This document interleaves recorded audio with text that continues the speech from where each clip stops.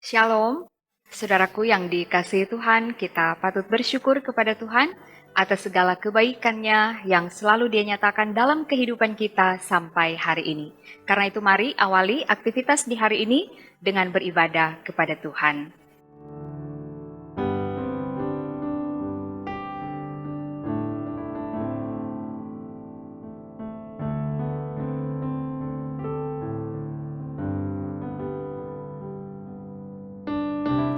Saudaraku, sebelum kita mendengar firman Tuhan, marilah kita berdoa. Bapa di sorga, Bapa yang kami sembah, kami muliakan di dalam Tuhan Yesus. Kami bersyukur karena kami boleh menikmati hari yang baru ini. Mengawali seluruh aktivitas kami di hari ini, kami datang menghadap hadirat-Mu yang kudus, kami beribadah, kami mau mendengar firman Tuhan. Biarlah dalam tuntunan kuasa Roh Kudus, kami dapat mengerti apa maksud dan kehendak Tuhan melalui firman yang hendak diberitakan, dan kami dimampukan untuk melakukan pesan firman dalam hidup kami. Berfirmanlah ya Tuhan, kami sedia untuk mendengar. Dalam nama Tuhan Yesus kami berdoa. Amin. Saudara, mari kita membaca bagian Alkitab di hari ini dalam 2 Korintus pasal 8 ayat 8 dan 9. Demikian bunyi firman Tuhan. Aku mengatakan hal itu bukan sebagai perintah, melainkan dengan menunjukkan usaha orang-orang lain untuk membantu, aku mau menguji keikhlasan kasih kamu. Karena kamu telah mengenal kasih karunia Tuhan kita Yesus Kristus, bahwa Ia yang oleh karena kamu menjadi miskin, sekalipun Ia kaya, supaya kamu menjadi kaya oleh karena kemiskinannya.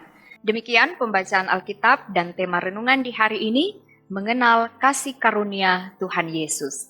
Saudaraku yang dikasihi dan diberkati Tuhan, mengenal kasih karunia Tuhan Yesus memberi pengaruh besar dalam hidup kita, mengubah hidup kita, dan menjadikan kita pribadi yang tahu bersyukur, menghargai hidup, bahkan memampukan kita untuk memberi hidup bagi Tuhan dan melayani sesama.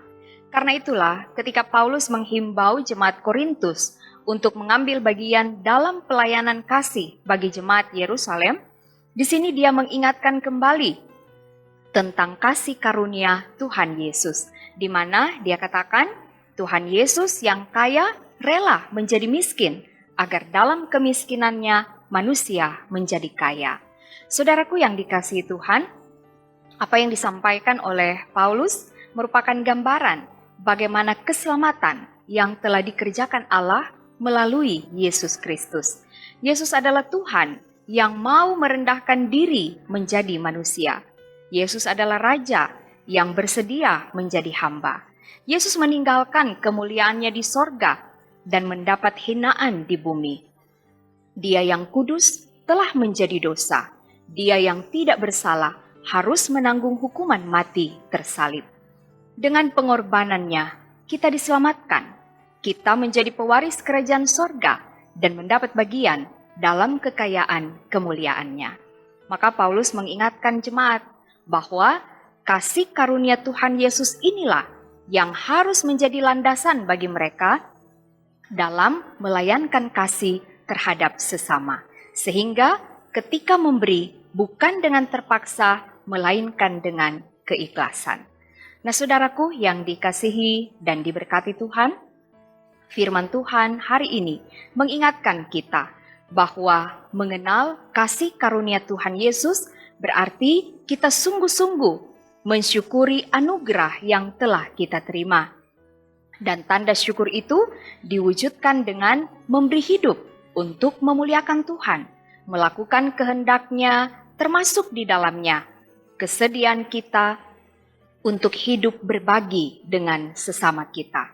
Hendaklah setiap kita yang telah mengenal kasih karunia Tuhan Yesus akan selalu memiliki kemurahan hati, ketulusan, kerelaan, dan sukacita untuk melayankan kasih, sehingga apa yang akan kita berikan boleh menjadi berkat bagi sesama kita.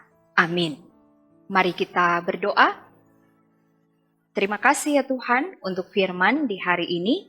Biarlah kami akan selalu ingat betapa berharganya hidup kami karena kami telah diselamatkan melalui pengorbanan Kristus Tuhan. Kami yang sebenarnya tidak layak untuk menerima kasih karunia Tuhan, dilayakkan untuk menerimanya. Karena itu tolonglah kami supaya tetap menjaga kehidupan yang telah diselamatkan oleh Tuhan Yesus, dan kami akan selalu termotivasi untuk mengisi kehidupan melakukan kehendak Tuhan. Termasuk di dalamnya ketika kami tidak egois, tidak hanya berpikir kepentingan diri kami sendiri, tapi kami akan selalu mengingat orang lain. Kami akan mau membagi apa yang ada pada kami dengan orang-orang yang membutuhkan pertolongan. Kiranya dengan mengingat kasih karunia Tuhan Yesus, kami akan dimampukan untuk bisa melakukan pelayanan kasih terhadap sesama kami. Terima kasih ya Tuhan, biarlah firman ini akan semakin meneguhkan iman kami untuk melakukan kehendak-Mu. Diberkati setiap orang yang boleh bersama-sama dalam renungan harian keluarga di hari ini. Diberkati segala tugas, tanggung jawab pekerjaan yang akan dilakukan, biarlah semua dibuat berhasil oleh Tuhan, sehingga dari pekerjaan yang kami lakukan, ada berkat Tuhan mengalir, dan dengan menikmati berkat Tuhan, kami akan dimampukan untuk menjadi saluran berkat bagi banyak orang. Terima kasih ya Tuhan, biarlah pelayanan yang dilakukan di Jemaat Gemim Bukit Moria Rike akan selalu diberkati Tuhan. Perangkat pelayanan diberi sehat kuat, hikmat sorgawi, sukacita untuk terus melaksanakan panggilan Tuhan, melayani jemaat dengan sukacita iman, dan Tuhan berkati semua program yang disiarkan melalui channel YouTube Multimedia Gemim Bukit Moria Rike. Biarlah semua boleh mendatangkan kebaikan, boleh menjadi berkat bagi banyak orang. Terima kasih Tuhan, kami menyerahkan seluruh kehidupan kami hanya ke dalam tangan-Mu yang penuh kasih. Dalam nama Yesus kami berdoa. Amin. Saudaraku, demikianlah firman Tuhan di hari ini. Terima kasih atas kesediaan saudara untuk mengikuti renungan harian keluarga dari channel YouTube Multimedia Gemim Bukit Moria Rike, Manado. Selamat beraktivitas, tetaplah berdoa, rajin baca Alkitab setiap hari, lakukan kebaikan dan jadilah berkat. Tuhan Yesus memberkati. Shalom.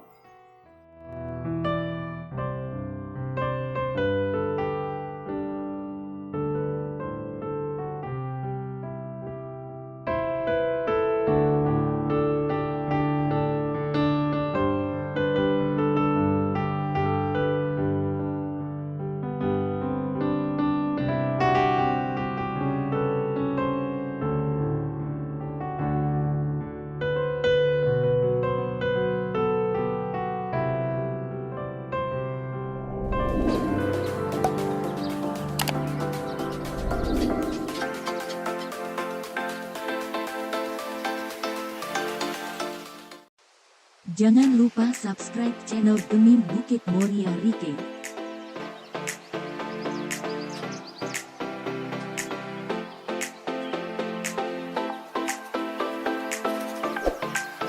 Dan nyalakan lonceng di samping kanan untuk memperoleh info terbaru mengenai ibadah-ibadah yang dilaksanakan. Salam sehat. Tuhan Yesus memberkati kita semua. Shalom.